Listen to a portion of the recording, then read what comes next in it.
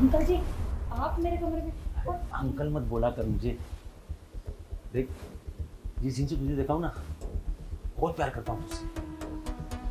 ये आप कैसी बातें कर रहे हैं? देखिए, ये सब गलत है। और आप ऐसे टच क्यों कर रहे हैं मुझे?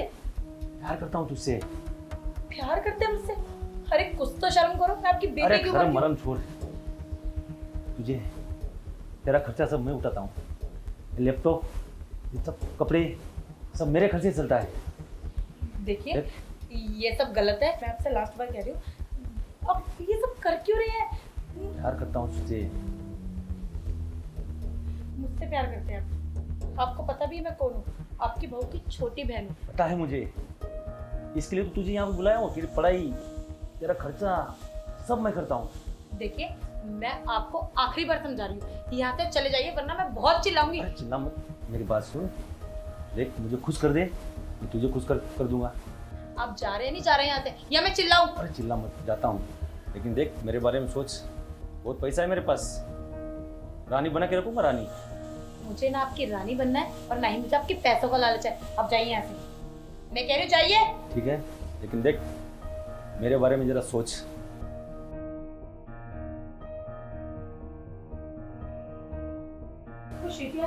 ये अंकल को हो क्या गया है? ये कैसा रूम है इनका? मैंने पहली बार देखा है।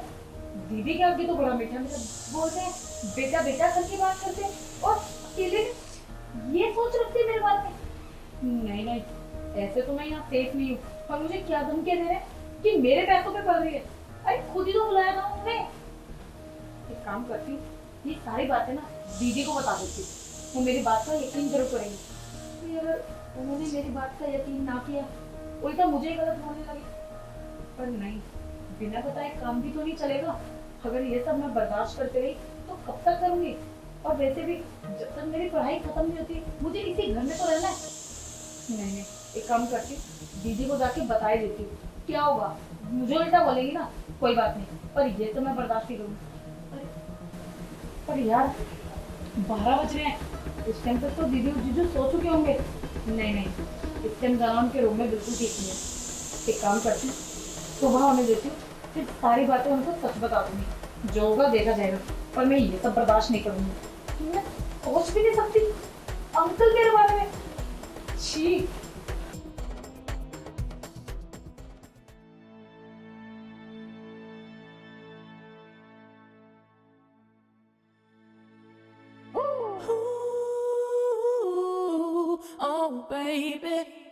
Oh baby, yeah.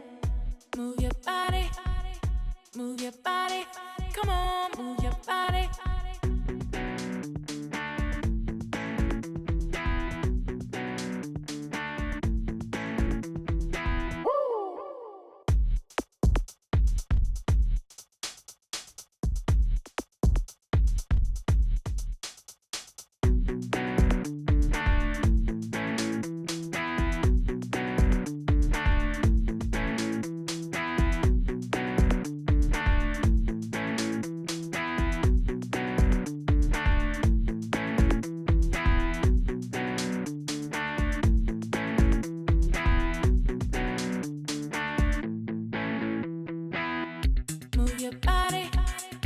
Move your body, come on, move your body. अरे बाबूजी, आप कहाँ चल रही अरे है? कुछ नहीं बेटा, मैं जरा सामान भूल गया हूँ, लेके आता हूँ। अरे आप बैठिए, मैं लेकर आती अरे नहीं नहीं, मैं लेके आता हूँ। हूँ। ठीक है, जाइए।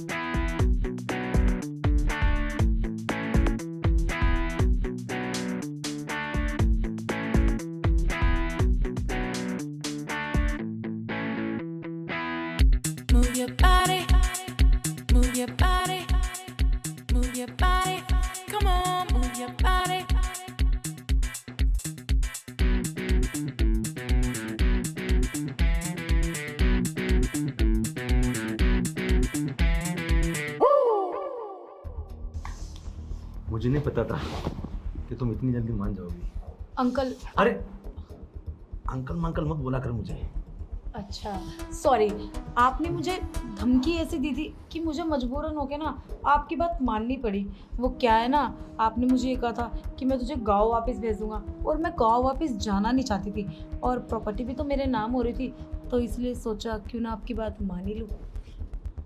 बहुत बदमाश निकली है तू। अच्छा, चल। अगर दीदी और जीजू का क्या होगा? दीदी और जीजो को छोड़ना, मैं हूं ना। और तुझे क्या है, रानी बना के रखूंगा, रानी।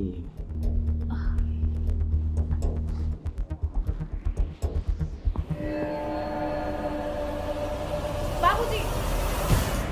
हो? और तुम यहाँ? दीदी, अब तो आपको मेरी बात पे यकीन हुआ कि मैं सच बोल रही थी? हाँ गीत, मुझे तेरी बातों पर पूरा विश्वास हो गया है, पर मुझे नहीं पता था कि ये दरिंदा इस तरह का निकलेगा। अरे कुछ नहीं बेटा, मैं इसे पढ़ाई के बारे में पूछ रहा था। बस बाबूजी, अब रहने दीजिए। सफाई देने का कोई फायदा नहीं है। मैंने सब कुछ देख लिया अपनी आंखों से और सुन भी लिया है, क्योंकि गीत ने मुझे आपके बारे में ना ये सब पहले ही बता दिया था। ये तुझे कुछ भी बोल रही है, उसकी बातों में मत आ तू। हाँ, मैं बच्ची हूँ और ये भी बच्ची है, पर आप इस बच्ची के साथ क्या हरकत कर रहे थे ना, ये सब कुछ मैंने इस फोन में सुन लिया है, क्योंकि गीत ने मुझे ये सब कुछ पहले ही बता दिया था कि आप उसके साथ कैसी हरकतें कर रहे हैं। दीदी आप क्या कर रहे हो? मैं तो नॉवल पढ़ रही हूँ, तू बता, तू स्कूल क्यों नहीं गई अभी तक? अरे दीदी, मुझे ना आपसे कोई ज़रूरी बात करनी थी। कोई जरूरी बात नहीं, सब जरूरी बात स्कूल से आने के बाद करना। चलो अभी स्कूल जाओ। अरे दीदी, अगर मेरी बात तो सुनो, बहुत ज़रूरी बात है। बोलो। दीदी, वो आपके ससुर है ना, वो मेरे साथ ना छेड़छाड़ कर रहे हैं, बदतमीजी की है उन्होंने मेरे साथ। गीत, बस कर, कैसी बेशरम बातें कर रही है यार, पागल हो गई है क्या? बोल रही है मेरे ससुर के बारे में? दीदी मैं सच बोल रही हूँ, मेरी बात का यकीन करो।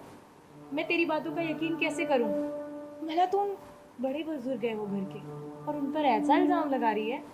गांव में इतनी इज्जत है उनकी, अगर किसी को ये बात बाहर पता चल गई ना तो नीलाम हो जाएगी उनकी इज्जत। दीदी आप अपनी जगह ठीक हो, पर मेरी बात का यकीन तो करो। कल जब मैं अपने रूम में थी ना रात को, तो वो आए, उन्होंने मेरी टांगे भी टच करी और बोले कि तू मेरी बात मान जा।